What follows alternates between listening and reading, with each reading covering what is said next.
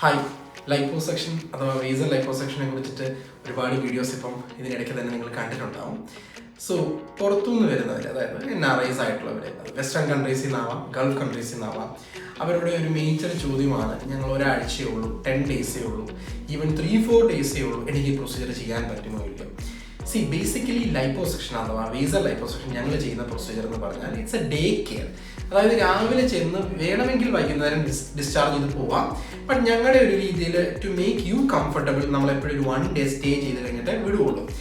And ഈ പറഞ്ഞ recovery, അതായത് ഒരാഴ്ച നിൽക്കണോ 10 ദിവസം നിൽക്കണോ എന്നുള്ളത് ഇറ്റ് ഡിപ്പെൻഡ്സ് ഓൺ നിങ്ങളുടെ വെയിറ്റ്, നിങ്ങൾക്ക് ഏതൊക്കെ ഭാഗങ്ങൾ ചെയ്യണം.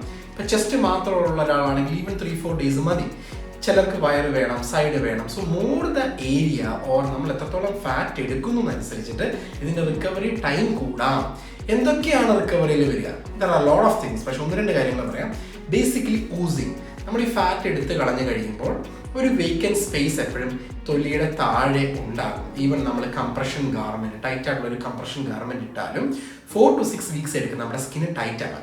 സോ ആ ടൈറ്റ് ആകുന്ന ടൈമിൽ നമുക്ക് ഒരുപാട് ഊസിങ് പോലെയുള്ള കാര്യങ്ങൾ, അതൊന്നുമില്ലൊരു സിറസ് ഫ്ലൂയിഡ് എന്ന് പറയുന്നത് നമ്മുടെ ശരീരം പുറപ്പെടുവിക്കുന്ന ഫ്ലൂയിഡാണ്.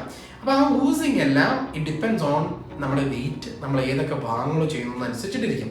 എന്നാൽ തന്നെ എങ്ങനെയായാലും ഒരു 3-4 days to 10 days 12 days maximum 15 ഡേയ്സിൻ്റെ റിക്കവറി പീരീഡ് നാട്ടിൽ നിങ്ങൾക്ക് വേണ്ട ആവശ്യമുള്ളൂ. ഭൂരിഭാഗം ആൾക്കാർക്കും.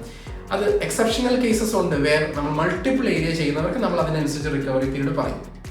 ബട്ട് നോർമലി ഒരു 4-5 ഡേയ്സ് ടു 2 വീക്സ് വരെ. So when you are planning your vacation, kindly consider this. ഇത് പ്രൊസീജിയർ ചെയ്യാൻ പ്ലാൻ ചെയ്യുന്നുണ്ടെങ്കിൽ towards the end of your vacation വെക്കാതെ ഇനീഷ്യൽ പീരീഡ് തന്നെ നിങ്ങളത് ചെയ്ത് കഴിഞ്ഞാൽ നിങ്ങൾക്ക് പ്രോപ്പർ റിക്കവറി നാട്ടിൽ ഉണ്ടാവാൻ, അല്ലെങ്കിൽ റിക്കവറി ചെയ്ത് കഴിഞ്ഞിട്ട് തിരിച്ചു പോകാനുള്ള സാധ്യത കൂടുതലാണ്. Thank you.